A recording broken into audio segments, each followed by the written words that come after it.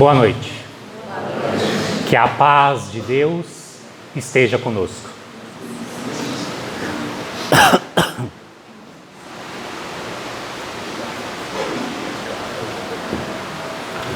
Vamos lá, a água entrou no lugar errado. Bom, então é sempre uma grande alegria para nós poder realizar essa tarefa de falar do Evangelho de Jesus à luz da doutrina espírita, numa casa tão querida, onde nos sentimos acolhidos, abraçados, e certamente esse é o principal objetivo de uma casa espírita, o acolhimento. E nós percebemos o quanto essa casa faz isso tão bem, pelos abraços, pelas palavras, pela forma descontraída, onde é falado sobre o Evangelho do Cristo. E hoje a gente vai fazer uma reflexão em torno do capítulo 13 deste Evangelho, este capítulo que tem como título "Não saiba a vossa mão esquerda o que dá a vossa mão direita". Então esse capítulo ele vai nos trazer a importância da caridade em nossas vidas, mas principalmente ele vai nos ensinar como devemos agir no ato da caridade. Essa caridade que deve ser sem esperar recompensa, deve ser de forma voluntária, ativa, fazendo para o outro aquilo que nós gostaríamos que fizesse por nós. Então ele vem construindo esse pensamento da caridade como deve ser ensinada por Jesus. E a gente vai trabalhar dentro dos itens de 11 a 16, esses itens que estão dentro das instruções dos Espíritos. E o Evangelho da doutrina espírita, o Evangelho segundo o Espiritismo, ele é isso. Ele é o Evangelho do Cristo, as passagens do Evangelho, o ensinamento de Jesus, só que traz ali sempre nos capítulos as instruções dos Espíritos, que são mensagem de espíritos superiores que já fizeram aquela estrada, que tem a autoridade moral para falar sobre aquela lição e nos traz reflexões. E aqui então esses espíritos amigos vêm nos falar sobre a beneficência, esse ato ou virtude de fazer o bem. Então a gente vai começar fazendo uma reflexão em cima de uma história. Essa história nos ajudando na estrutura do nosso pensamento, que é a história de um monge.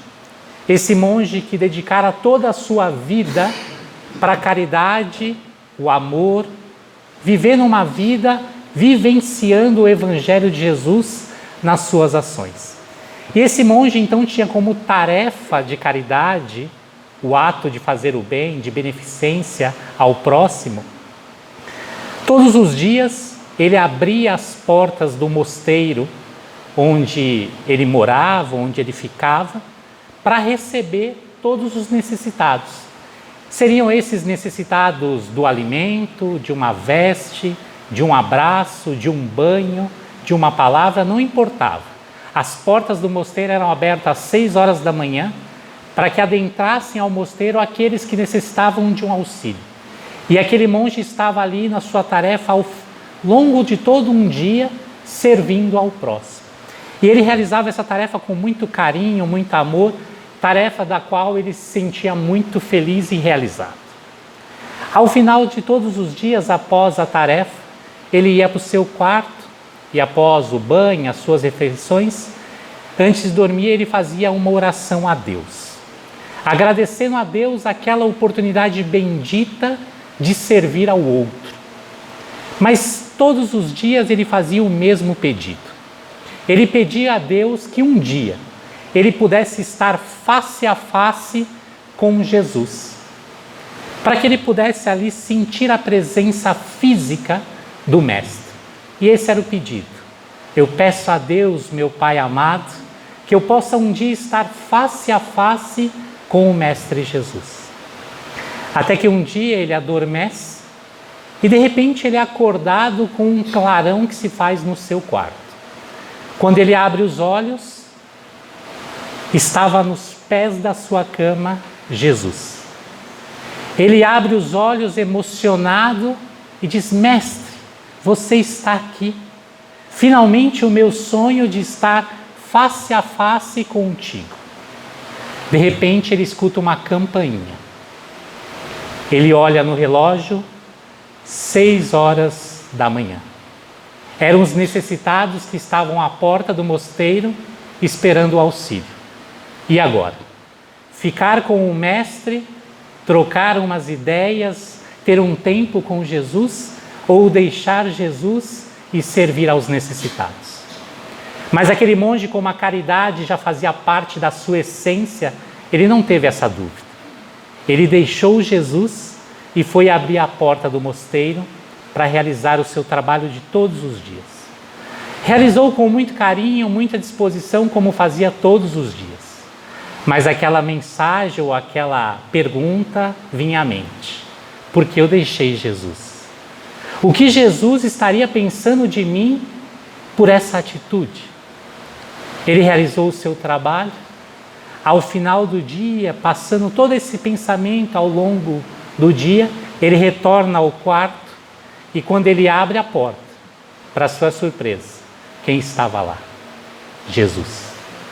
Ele então, emocionado, disse: mestre, você está aqui ainda? Você não foi embora, mesmo eu deixando você para escolher os necessitados? Ficaste aqui, meu mestre. Jesus sorriu e disse: é por esse motivo que eu ainda estou aqui. Porque se você tivesse escolhido a mim ao invés dos necessitados, certamente eu teria ido embora. Mas toda vez que escolher por um daqueles que eu coloco em seu caminho, eu estarei sempre contigo. E aí a gente lembra o que está nessa mensagem: quando vestirem a um destes pequeninos, lembrai que fazeis a mim, Jesus. Então esse mestre amado vem nos convidar a esse evangelho que deve ser vivido. Porque se eu quero de fato estar com Jesus, eu preciso estar servindo Ele na sua seara.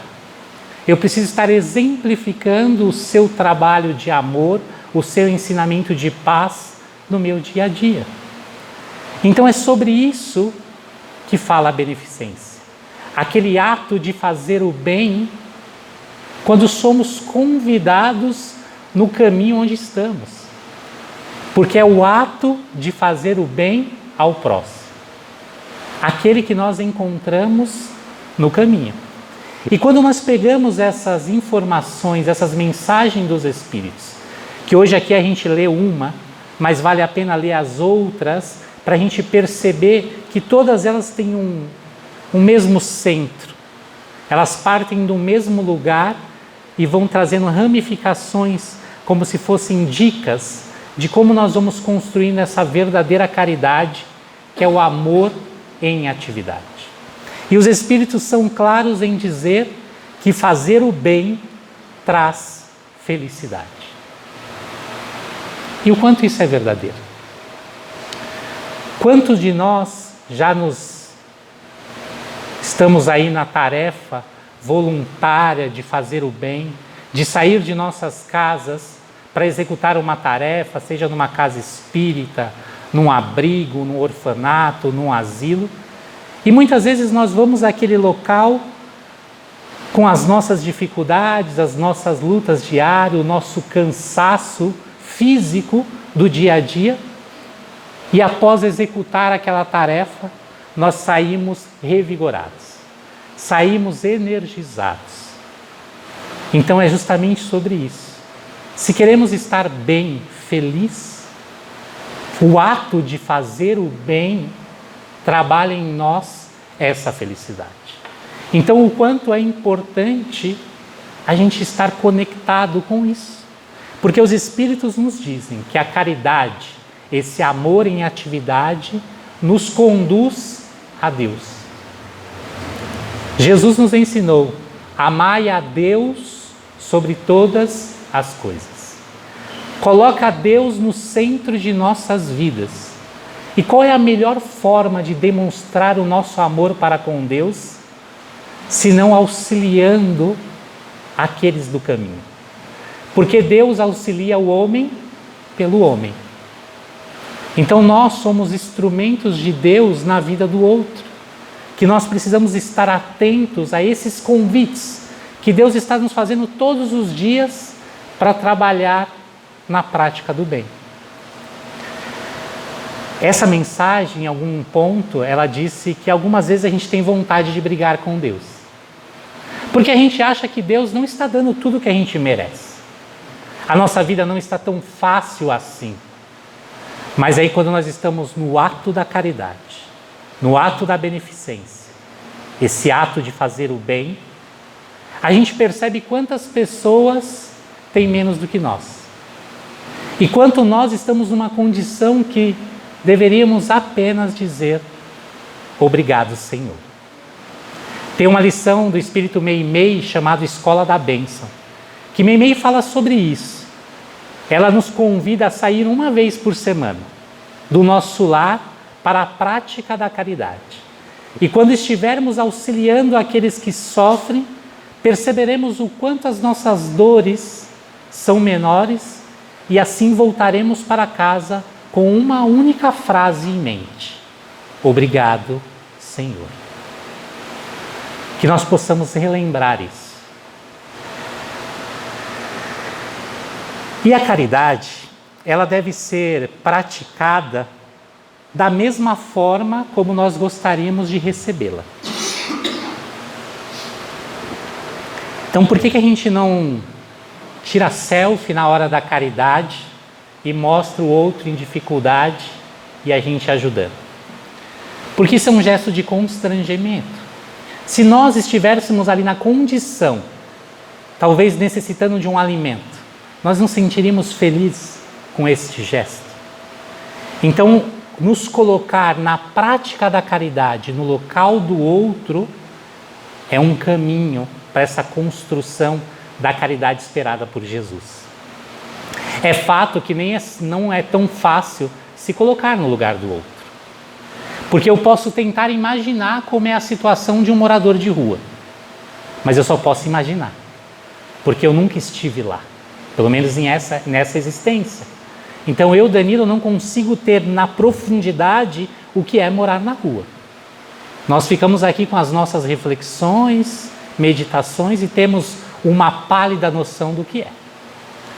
Mas esse exercício é importante na prática da caridade. Porque vamos imaginar aquela situação quando um morador de rua bate à nossa porta. E ele diz que está com fome. E a gente ali na ânsia de sermos caridosos, de mostrarmos a nossa bondade, a gente corre para dentro de casa, prepara uma farta sacola com arroz, macarrão, feijão, óleo, vinagre, sal, açúcar e fazemos uma cesta básica de respeito. Entregamos aquele morador de rua que vai embora e nós sentimos que fizemos a caridade. Mas de fato, essa caridade ensinada pelos Espíritos amigos, deveríamos nós neste momento parar um minuto para perceber o que foi dito. Ele disse que estava com fome. Um morador de rua vai fazer um quê? Com um saco de arroz cru. Se ele não tem panela, se ele não tem gás, fogão. Então, de fato, nós não estamos fazendo aquilo que ele precisa. Mas talvez, se nós fôssemos um pouco mais simples e passássemos um pão com manteiga,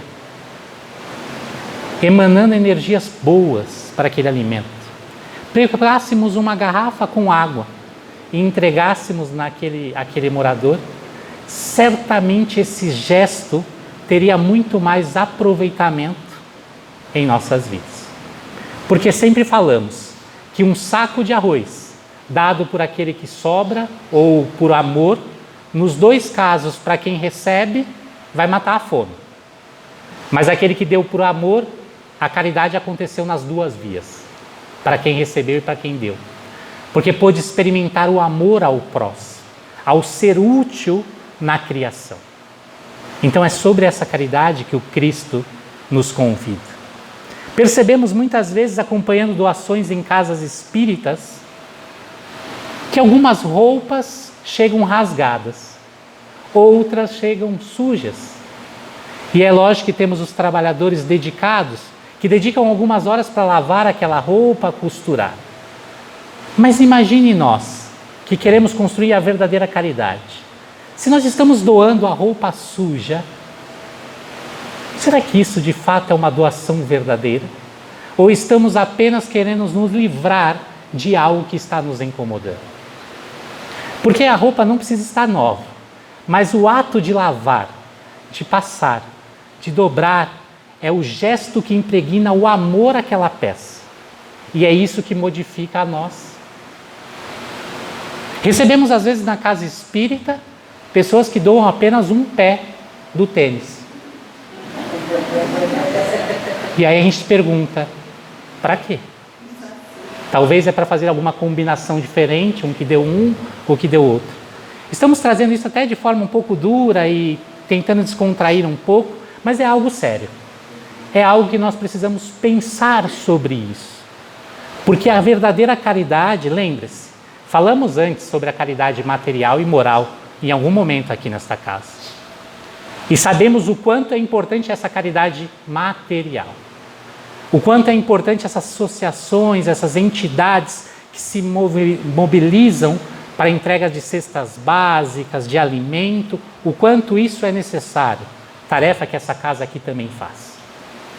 Mas que nós possamos impregnar nessa tarefa algo além, que é o amor. Colocando dentro daquela cesta básica o carinho ou a forma como nós gostaríamos de receber. Aí certamente isso trabalhará em nós a mudança interior. Porque senão seremos aqueles que vamos chegar do outro lado falando, eu fiz muito. E uma das mensagens fala sobre isso. Sobre aquele que estava com o saco cheio de tantas moedas que foi doada na vida. Mas o outro que tinha doado poucas, na hora que Deus colocou na balança, as poucas tinham muito mais peso. Foram feitas com amor e com entrega. Então, falando sobre tudo isso, vamos pensar um pouco nessa caridade que a gente pode fazer no dia a dia. É importante que a gente se mobilize como sociedade, que assim a gente fica mais forte, juntando força para doar mais cesta básica, mais cobertor, mais tudo. Mas eu quero falar um pouquinho dessa caridade que está no nosso dia a dia. Essa caridade que às vezes a gente não percebe e ela está nos chamando a todo instante para ser praticada.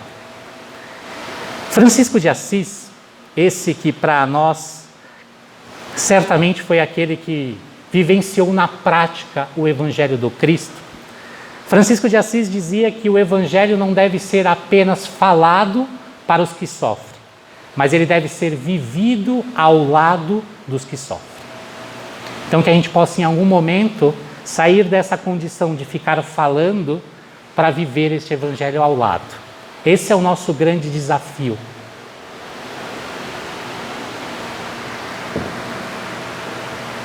Tem uma outra frase, essa da Madre Teresa de Calcutá. Essa também que foi exemplo de amor ao próximo. E ela traz uma frase que, se nós levarmos essa frase como centro das nossas ações, estaremos na prática da caridade constantemente. A Madre disse assim: não devemos permitir que alguém saia da nossa presença sem se sentir melhor e mais feliz. Profundo isso. Simplificou a caridade, a beneficência. Se nós carregarmos conosco apenas essa vontade, eu não posso permitir que alguém, ao contato comigo, saia desse contato melhor e mais feliz. Vamos ver se a gente fez a caridade hoje? As palavras que a gente disse, foram as palavras que a gente gostaria de ter ouvido? O tom da nossa voz, nós fomos a pessoa que nós gostaríamos de ter encontrado hoje no caminho? São esses os convites.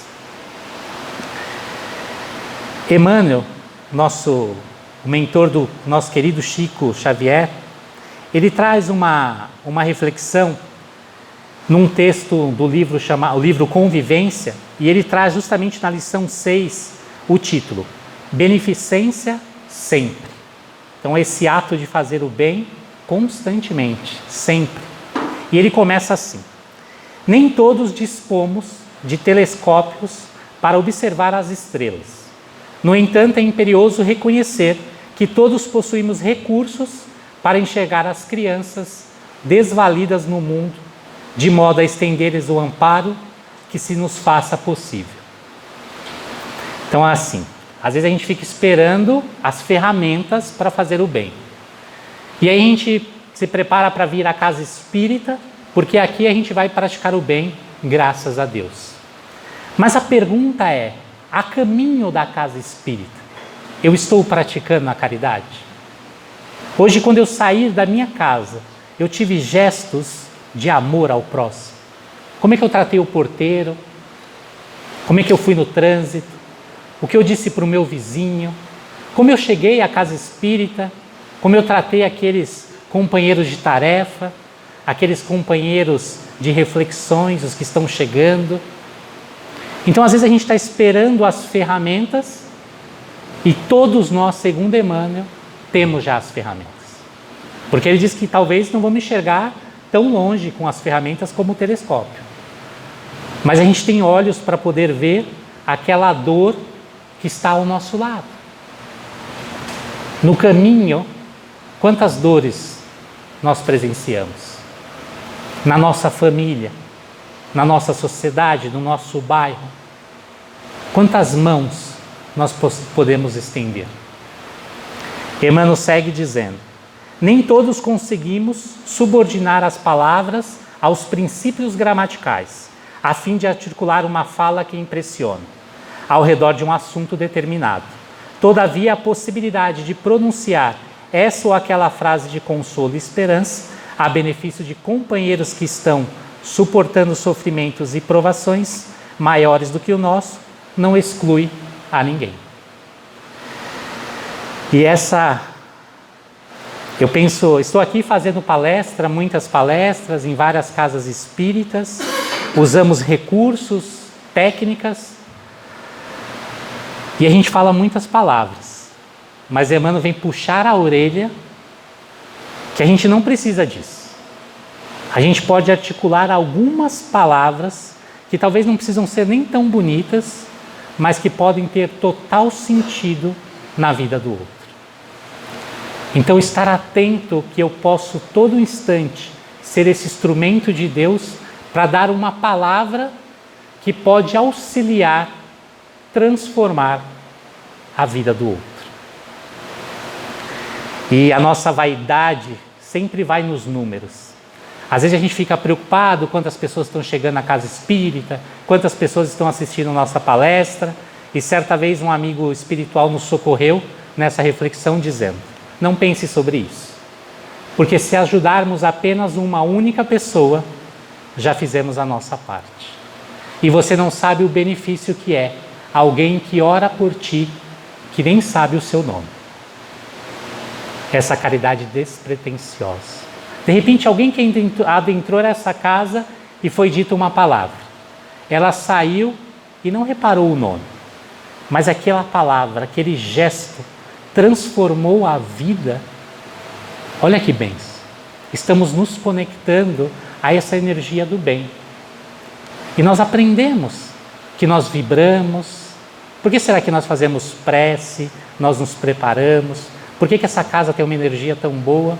Porque aqui nós emanamos a energia do bem. Então estamos sintonizados e nos sentindo bem. Então estar nessa prática é estar alinhado com essa energia que vai abençoar na cura de nossas vidas. Emmanuel diz: nem todos penetramos os segredos da botânica em toda a extensão. Contudo, guardamos o privilégio de plantar árvores amigas, flores diversas por onde passemos e onde estivermos. Uma flor plantada alegra a vida do outro. Então Emmanuel vem dizer nessas coisas simples, quando nós preparamos um buquê de flores, doamos uma rosa, quando nós colocamos na janela da nossa casa uma flor, alegrando e melhorando o ambiente daqueles que passam. Quando a gente recolhe um lixo. Então a gente não precisa ter muita experiência, não precisamos ser grandes agricultores, grandes botânicos, mas todos nós podemos melhorar o ambiente, a imagem, dessa forma levar mais leveza, mais alegria. Então poderemos dizer que o ato de recolher um papel do chão, de varrer a calçada, é um gesto de amor ao próximo, é um gesto de caridade. Podemos todos nós. Ela está nas ações do nosso dia a dia. A gente que vai complicando. Tem uma frase do professor Mário Sérgio Cortella, ele diz assim, porque às vezes a gente fica esperando, eu não tenho muita capacidade para fazer muita coisa. E ele diz assim, faça o teu melhor na condição que você tem, enquanto você não tem condições melhores para fazer melhor ainda. Então não importa, faça o teu melhor na condição que você tem, enquanto você não tem condições melhores de fazer melhor ainda. Sabe aquela coisa, mas eu não estou pronto para essa tarefa. Roberto me chamou hoje para ler, mas eu não estou pronto. Faça o teu melhor nas condições que você tem, enquanto você não tem condições de fazer melhor ainda.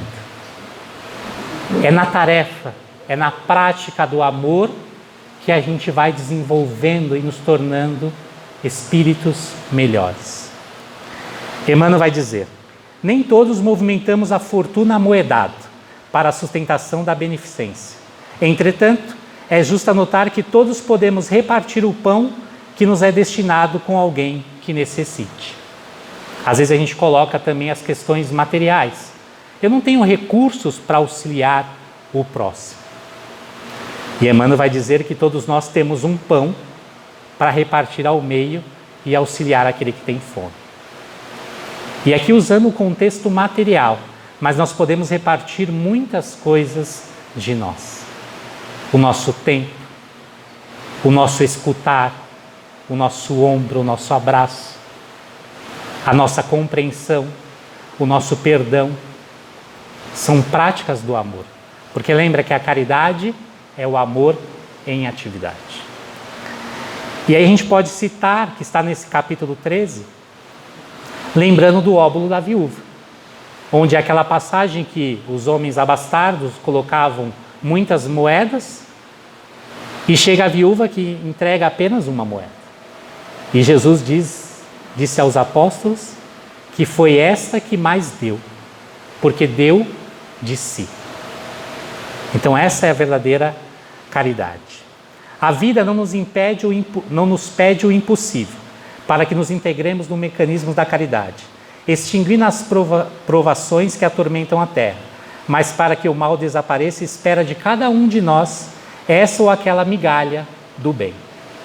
Às vezes a gente está preocupado em fazer as grandes obras, mas o mundo não espera isso de nós. Jesus não espera isso de nós. Ele espera que nossas pequenas migalhas que possamos entregar, possamos com essas migalhas mesmas contribuir para o bem, para a paz. E aí eu lembro de uma reflexão para encerrando a nossa fala de hoje. Nós temos como referência dentro da doutrina espírita o nosso querido Francisco Cândido Xavier, o nosso Chico. O Chico foi esse exemplo de médium, de trabalhador e principalmente da prática da caridade. Então nós poderíamos aqui começar outra palestra falando das obras assistenciais do Chico. Mas eu queria falar em uma em particular. O Chico, todos os dias das mães, ele reunia um grupo de pessoas para ir visitar os presídios. E chegando nos presídios, ele ofertava o alimento, ele fazia uma prece, ele conversava com aqueles detentos. Mas o Chico nunca leu o Evangelho nos presídios. E aí certa vez questionaram ele por que ele não fazia isso. E o Chico disse, eu não posso me aproveitar porque eles estão aqui presos para ter a oportunidade de entregar a eles sermões. E o Chico termina assim. Mas agora a gente abre um grande parênteses. O Chico falava do Evangelho todas as vezes. Ele apenas não lia o Evangelho, mas ele vivenciava o Evangelho em cada palavra, em cada alimento entregue, em cada prece feita. Então é lógico que nós precisamos levar esse Evangelho para o conhecimento de todos. Mas muitas vezes a gente está querendo levar o Evangelho apenas à palavra. Estamos nos distanciando da essência. Então, que nós possamos lembrar sempre desse exemplo do Chico, como nos alertou certa vez o espírito de Isabel de Aragão, que nos falou: se um dia tivermos que escolher entre o conhecimento e o amor, que possamos ficar sempre com o amor. Porque essa doutrina, ela é uma doutrina consoladora. Ela nos traz explicações que antes não tínhamos. Mas, é o que eu sempre digo, o que dizer para uma mãe que acabou de perder o seu filho? O que a doutrina nos ensina, disparando tudo naquele primeiro encontro, ou esse primeiro encontro é o momento do abraço, o momento de chorar juntos, para que um dia possamos juntos ler as páginas do Evangelho, da doutrina espírita, para consolar. Então, que nós, trabalhadores da doutrina espírita, do Evangelho do Cristo, possamos lembrar sempre que o amor deve estar na frente de todas as nossas ações. E para lembrar, os espíritos amigos nos alertam que não existe evolução espiritual sem devotamento ao próximo. Então, todos nós temos algo para dar, que possamos olhar para nós e perceber o que eu posso entregar hoje ao outro. Porque, como disse Francisco de Assis, é dano que se recebe. Eu, da minha parte, agradeço a paciência e a oportunidade que vocês me deram nessa noite de hoje, de ser este pequeno instrumento da vontade de Deus, pois sem Ele nada disso teria acontecido. Fiquem em paz, que Jesus abençoe a todos e possamos fazer o bem. Fiquem em paz.